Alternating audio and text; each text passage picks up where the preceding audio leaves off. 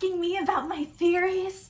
I've waited years for someone to ask me about my theories. Hang on, I made a model. I'm Quinn, and this is Rain. Hello. And we are starting a media club. That's why we're here. So our relationship, well, our friendship, I guess, originally, started with a lot of media analysis. One of the first things that I remember was you sending me the Why Adora Matters video and being like, this is you need to watch this right now. Absolute banger of a YouTube video by 5 by 5 takes. 5 by 5 5 by takes. 5 takes. Incredible video. Oh my god. And the Why Catcher Matters one is also obviously really good. But we have always tried to connect with each other through media. That was, like, I'd say your biggest hyperfixation at the time of, like, us getting super close. Was She-Ra and the Princess of Power, yeah. So that was, like, your first, like, here. And then in return, I was like, Owl House! And since then, we have shared a bunch of media together. Or even just watching YouTube videos and info dumping about it afterwards. Like, I'll watch a true crime case that you're like, oh no, that one's not for me, give me the TLDR. And that's something that we do to connect with each other. It makes us both really happy, especially because media intake of different forms have been long-term special interests of each of ours. And I think very frequently, people with autism tend to connect with media analysis as a way of interpreting the world around them and understanding the experiences that they're having and other people's perspectives through fictional characters. And I think that's definitely something that we do together, is analyze things, break things down in ways that really teach us more about ourselves and the world around us also. Agreed. I feel like that's part of it. I think part of it is when you grow up autistic, a lot of the time when you have these, like, desires to info dump or share with people around you, you're very quickly shut down by other people in your life. And when we started talking, we would literally send each other, like, massive paragraphs back and forth. Those type of messages you have to click into to see the full thing. Yeah. And so our relationship was a place where we had, like, that ability to talk so much about our interests. And I think both of us have, like, the desire to understand the people we love's interests. And we will, like, engage with each other and ask more questions, want to know more. So here, we made this. People said that they liked watching us on camera together and watching us talk. And while we do other things on camera, like Symposium, I feel like sometimes it's hard to film that, especially when one of us is struggling, because it is a little bit heavier content. And we wanted something that was a little more lighthearted and silly, centered around connection, both, like, with each other and whoever wants to engage in media with us. That's you. I also feel like there's been a very common discussion online recently about media literacy and the death of media literacy. And I feel very excited to share stories and really dive deep into stories together here, because I think sometimes we overthink things and go a little too far. But I think that's really fun, and it shows a lot of the ways that you can choose to analyze media, which I really enjoy. Agreed. So I have compiled a little list of kind of interview style questions that we are going to take turns asking each other as a little warm-up and introduction to the Loverbug Book Club. So first we are going to do just a little list of current favorites. So what is your current favorite book? We've been reading so much Emily Wynne Snap, and I feel like that has brought me a lot of joy. I feel like Emily Wynne Snap is really interesting autistic representation. I feel like it is really accessible for different levels of readership, but I also feel like we also were reading the entire time, couldn't put it down. We're like, oh my gosh, like, what's gonna happen next? Here's my predictions. Definitely. What's your current favorite book? My current favorite book is the first book that I picked for this club. It's called Interesting Facts About Space by Emily Austin. And that book actually was a huge reason why I wanted to start this club right now, because I was like, I need to tell people about this book and I need more people to read it. And I'm very excited to info dump about it for maybe our next video. That sounds perfect. What is your current favorite movie? That's a good question. I feel like I have a couple of recent, like, obsessive rewatches. And some of them are kind of like old hyperfixations come back type of thing. I feel like I've watched Nimona a lot recently. I feel like I've watched Puss in Boots: The Last Wish a lot recently. And I've been really wanting to rewatch the Fear Street trilogy. Which favorites? The second one is the best in my opinion. Oh, also Trolls 3.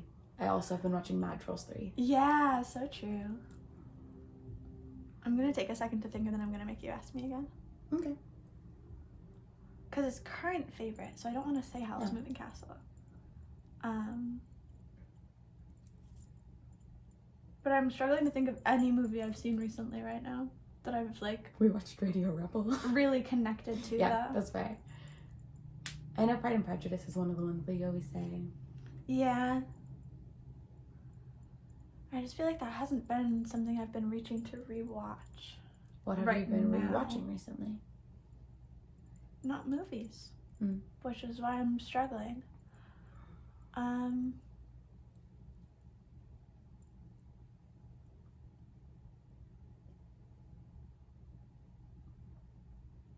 Okay, yeah, ask me, I'll just say Pride and Prejudice. What's your current favorite movie? I have been revisiting one of my first favorite movies that I remember, which is the 2005 version of Pride and Prejudice. That movie, cinematography, beautiful, very well done. I love the soundtrack, and I think the casting is really excellent. It's just a really, really incredible rendition of that story, in my opinion. And you really got me into that soundtrack. That's gonna really be my #1 Spotify listen this year. It's gonna be a lot. It's incredible. What's your current favorite album? I'm so not an album listener, and you know that. That's true. Do you have a favorite song right now? I feel like I've been listening to a lot of ABBA. That has been my current music hyperfixation. I feel like if we're talking about soundtracks that I listen to repeatedly, it's the Pride and Prejudice OST, but that's just like... Very true. And obviously Chappell Roan has also been like a big listen lately. Yeah, Midwest Princess. What's your favorite album? Wait, can I guess? Yes. Is it Leve right now? Bewitched. Yeah. The deluxe edition of Bewitched. That's my favorite album right now.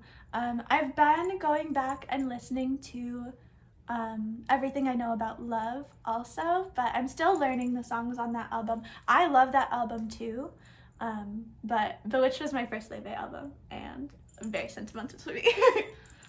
What is your current favorite TV show? Ooh. I watch so many, there's so many different TV shows that are my favorites. I'll give you my top 3 of like, I come back to them all the time.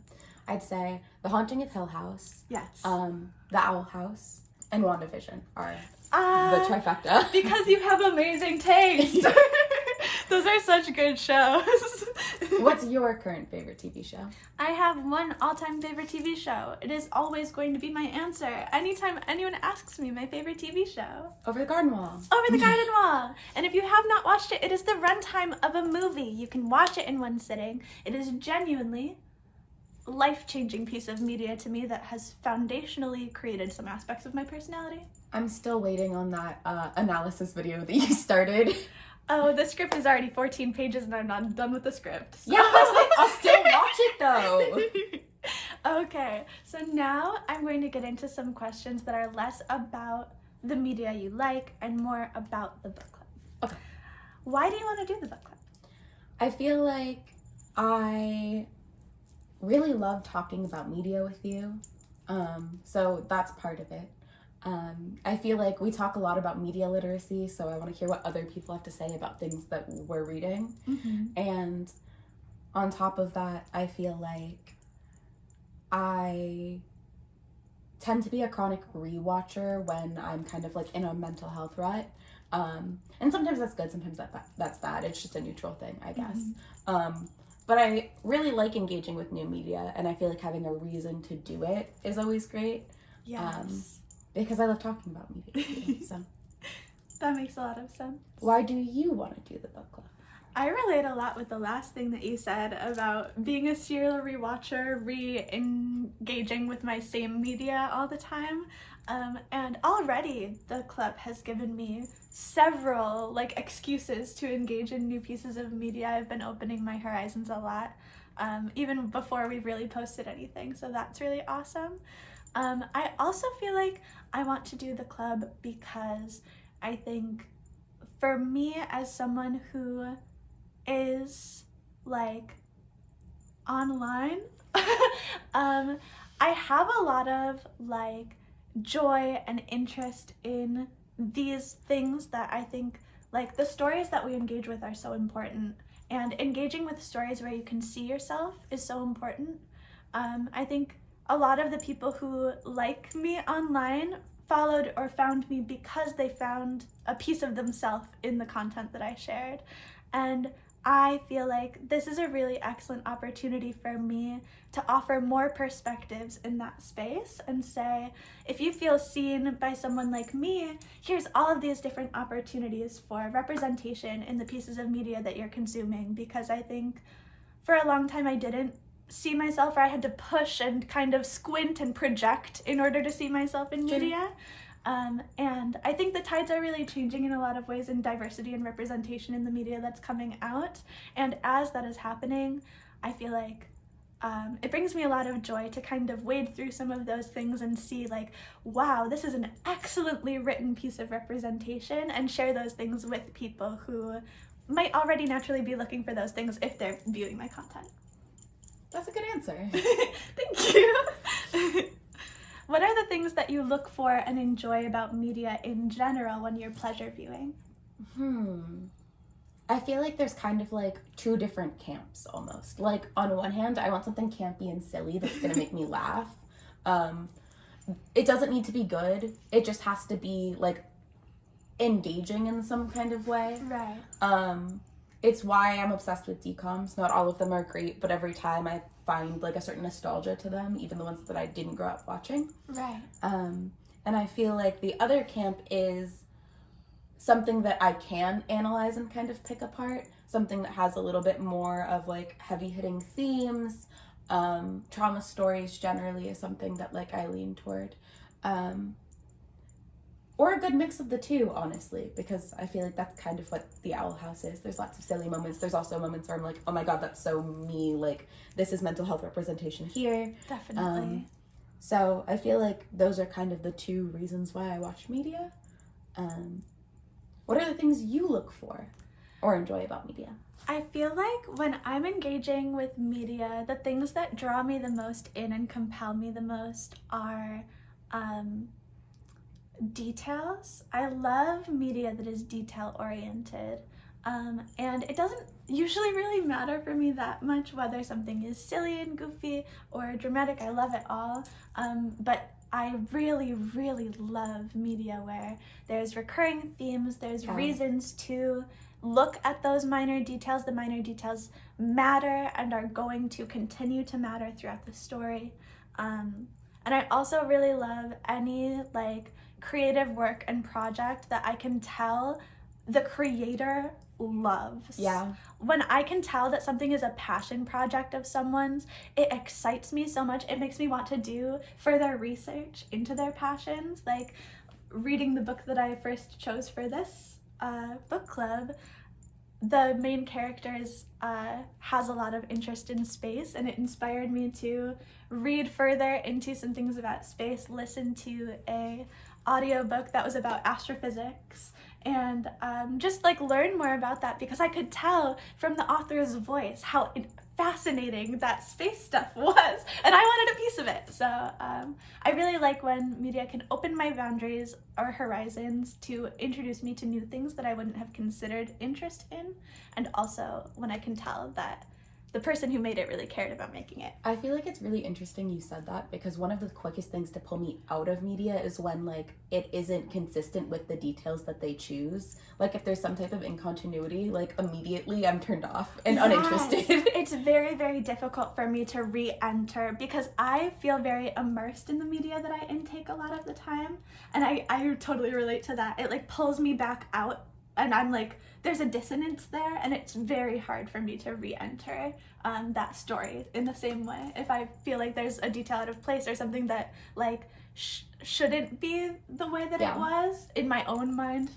No, that's fair. I feel like often a lot of the problem I have with like longer form media, like TV shows mostly, of multiple seasons, is when you get into like later seasons and it feels like the characterization like isn't like as refined as it used to be, or you can tell that like they didn't know if they were gonna get another season, so now they're scrambling to put something together, or alternatively they were canceled early and everything is just like, yes, things like that are really frustrating as a viewer. I feel like pacing is also something that can sometimes pull me right out of media. That makes a lot of sense. And I also relate to that in a lot of ways. I feel like anytime I feel that an artist's message has been interrupted, it is frustrating for me. And it depends on the media sometimes, I think, whether that makes me feel disengaged from the media or whether it makes me feel more engaged with the media and actually very passionate about the elements that oftentimes representation specifically is why the media that I enjoy is altered, canceled early, forced storylines, whatever those sort of issues are. And sometimes when that happens to media that I previously cared about, it makes me more passionate about the media because I'm making my own headcanons and I'm like, now I'm rewriting the end of the story because whatever big corporate... We had a conversation about that yesterday that was like an hour or two long about how we would change media. We were like, oh, like this person's sowing good seeds of like ideas, but because of their background, there's a certain amount of like, they sold themselves short a bit. And we talked about how we would rewrite something for like an hour or two yesterday. That's one of our favorite things with problematic media. I feel like we could spend so much time dissecting the issues with a piece of media also and analyzing. And I feel like that could be a fun project for this too. To point out some of like the glaring issues and something. So what you can expect from this channel is that there will be some days that I am going to be doing most of the talking, info dumping to my love about the media that I've intaken, and they might ask me questions or have some commentary. And there will also be videos in the reverse where you have intaken a piece of media and are telling me all about it. And then there will also be occasional videos where we are both sharing the media that we chose to intake together. And analyzing those things that way. You can also check out our Instagram where we will be posting material about what we're reading so that if you want to know in advance and read with us or watch with us or whatever it is, listen with us, so that you've already intaken the media as well when we put out the videos, check out our Instagram. Thank you so much for watching and we will see you in the next video. Bye!